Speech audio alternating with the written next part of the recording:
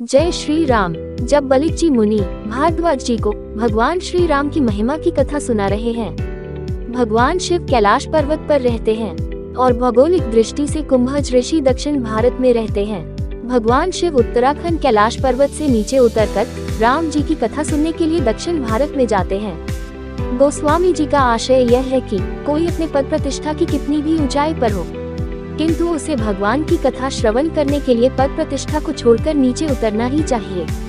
भगवान की कथा श्रवण करना ही चाहिए।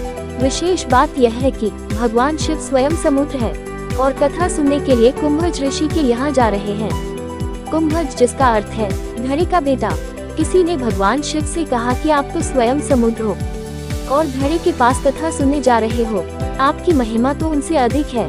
शिव जी ने कहा, नहीं, महिमा कुंभज ऋषि की ही मुझसे अधिक है। जिस कुंभज ऋषि ने समुद्र को अपने कमंडल में कैद कर लिया था, तो फिर यह समझना चाहिए कि महिमा उनकी मुझसे अधिक है।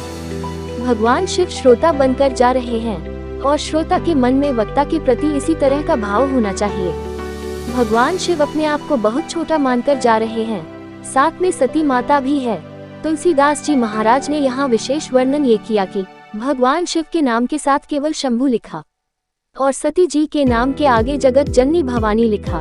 संग सती जगजननी भवानी। सती जी भगवान की कथा सुनने के लिए अपने नाम के साथ इतनी विशेषताएं, इतने विशेषण लगाकर जा रही हैं। भगवान शिव और माता सती जब कुंभज ऋषि के आश्रम पर पहुँचे तो कुंभज ऋषि ने भगवान शिव को अखिलेश्वर जानकर उनका पूजन किया।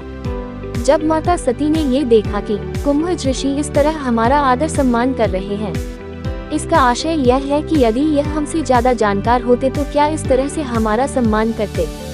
ये तो हमसे भी कम जानते हैं, तभी तो हमारा सम्मान कर रहे हैं। ऐसा भाव सती जी के मन में आया। तुलसीदास जी महाराज कहते हैं, भगवान की कथा सुनने के लिए हमें वक्ता के प्रति अति उत्तम विचार और योग्यता का भाव होना चाहिए, तभी हमें कथा श्रवण का लाभ मिलता है। सती जी के मन में यह भाव नहीं था, अहंकार का भाव था। इसीलिए जब भगवान शिव राम जी की कथा कुंभज ऋषि से सुनकर वापस आने लगे, तब तुलसीदास जी ने सती माता का नाम नहीं लिखा, जबकि कथा सुनने दोनों गए थे। जाने का नाम तुलसीदास जी ने लिखा, किंतु लौटते समय केवल शिव जी का नाम लिखा। किसी ने तुलसीदास जी से कहा कि आपने लौटते समय का सती जी का नाम नहीं लिखा। तुलसीदास जी ने कहा कि जब सती जी ने राम कथा सुनी ही नहीं तो मैं उनका नाम क्यों लिखूं?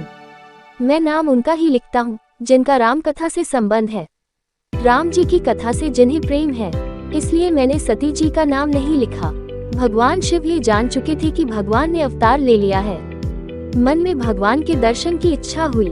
राम जी की कथा सुनने के पश्चात यह भाव होना भी चाहिए कि भगवान की कथा श्रवण करने के पश्चात भगवान के दर्शन की मन में लालसा हो जाए, तो यही कथा सुनने का सार्थक संदेश है। भगवान शिव मन में विचार करने लगे कि भगवान का अवतार हो चुका है, किंतु भगवान गुप्त रूप से ये लीला करना चाह रहे हैं, तो क्या मैं जाकर उनके दर्शन कर लूं? फिर भगवान शिव ने मन में यह विचार किया कि नहीं, यदि मैं उन्हें जाकर प्रणाम करूंगा तो लोग समझ जाएंगे कि वह भगवान है, बात उजागर हो जाएगी, इसलिए मैं उनके सम्मुख नहीं जाऊंगा।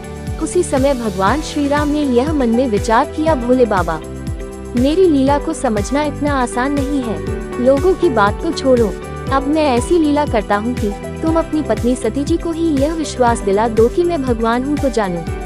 भगवान राम और भगवान शिव में 3 संबंध है, मित्र का, स्वामी का और सेवक का। इस तरह भगवान श्री राम जी विनोद करते हुए ये लीला भगवान शिव के समक्ष करते हैं। ये प्रसंग अगली पोस्ट में। जय श्री राम।